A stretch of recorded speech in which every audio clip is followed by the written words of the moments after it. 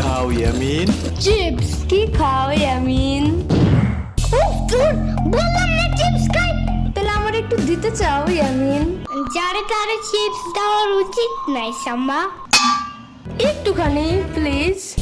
ওই দিন আমার একটা বার্গার খাইছো, একটু দিছিলে আমারে? একটুও দেই নাই। না দেই নাই। না। ও তাইলে মেবি ভুলা গেছিলাম, পরের বার আনলে আবার পুরো অর্ধেকের বেশি দিব। যাও।